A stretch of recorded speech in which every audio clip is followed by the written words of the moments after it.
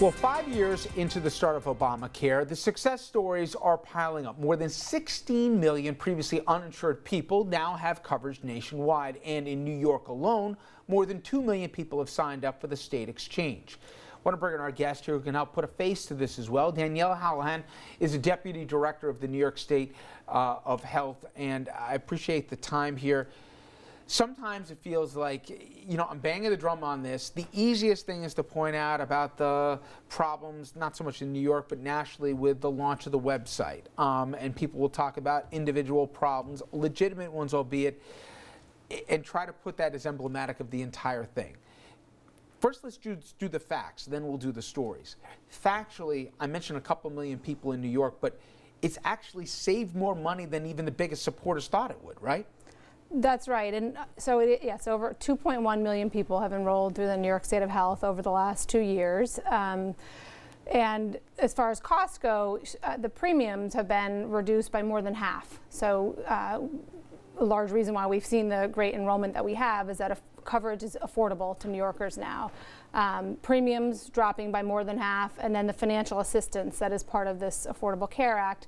Around 3/4 of our enrollees are eligible for that financial assistance to further lower the cost of their coverage. So Danielle, people say, okay, a lot of people signed up for the thing, and yeah, it's costing less than we thought. But tell me who this really helps. The thing that most people that aren't part of it say, okay, fine, so the kid's not getting kicked off when they go to college, they can stay in until 26. They don't really know more than that.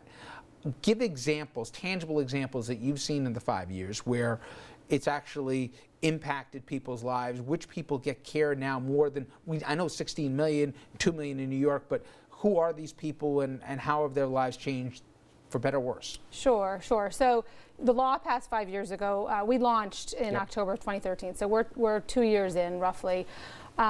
We ask people when they sign up for coverage, were they insured or uninsured previously? More than 80% of those who have enrolled through the marketplace told us they had no coverage when they were applying. So we're talking about people who are new to health insurance.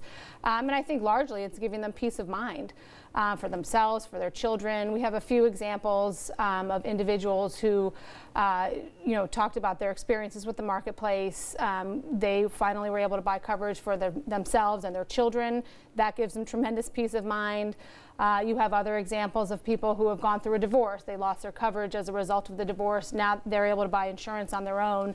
Get to the doctor for those preventive visits, or God forbid something happens. They've got We've the heard security. stories where people started to interrupt, but because they, for the first time, had health coverage, they went in for a screening and they found out they had something that if they had waited 6 months later, where they had to go in because they had symptoms showing, it might have been too late, or it certainly would have been a much tougher prognosis for them going forward. You hear these stories all the time, right? You do, and treating it, at an earlier stage of illness is always better. So that's exactly right. Those are the kinds of stories that we hear, and why we're so happy that we're able to make this coverage within reach for New Yorkers. And I should mention, we were going to be joined here on set along with yourself with a woman, a small business owner who finally got coverage through the enactment of this plan, and through just a perverse series of events, she was one of those people impacted by the explosion in the East Village yesterday. And as a consequence, hopefully she'll be fine, and all indications are she will, but she has health coverage now. That's right. That otherwise she'd have to go to the ER and kind of cross her fingers. That's exactly right. I mean, you talk to people about going without insurance, and you never know when something might happen to you. That's a perfect example. I mean, was a horrible incident, and she was unfortunately in the wrong place at the wrong time. But and she did say she will be fine. But thank God she had health insurance. Let me play devil's advocate with you. You got people saying, okay, I hear all this stuff, Rich, but I can't get my doctor anymore if I join part of this plan here, and I'm just a number where I used to be a patient. What's the answer? So provider network is a very important feature of choosing a health plan for anyone. We understand that. We try to make that part of the enrollment process. So when you're searching online, looking for your health plan options, there's a feature that enables you to search for the plans that have your doctors participating. We only offer health plans that have that meet our tests of network adequacy. And so while people may be disappointed if they choose a health plan and if they've got most of their doctors but perhaps not one, it's not that it doesn't have a doctor that treats those needs. They may need to switch doctors, but there is an adequate supply of doctors in these plans. Finally, what has been frustrating sometimes when we're having this conversation is I think the administration themselves have allowed critics to define the program rather than define it themselves by its very name. It became Obamacare from the Affordable Care Act. I had people who believed in the death panels that dominated the conversation, and then the socialization of America and big government run wild. There has been a tyranny of the minority in the voices of this, especially on certain platforms.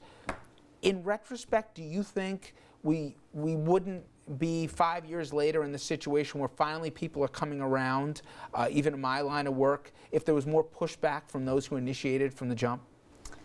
I think the pushback is unfortunate. I think this has been a challenge politically for a long time. It's why a law like this didn't pass sooner. But, despite all of the negative press that the Affordable Care Act has received, and we've had our share of good press too, which I'm happy to say, I think people are heads down, working hard to implement this law and help their residents, which is exactly what we're doing in New York, and millions have been helped. All right, Danielle, well, I certainly appreciate a few minutes, and thank you very much. Thank you very much. Coming up next, ISIS continues to recruit right here in the States, as we've seen by the cousins in Illinois, including a National Guardsman just caught trying to enlist. I'm going to be talking to an expert on the terror group, and he'll tell us what we're up against.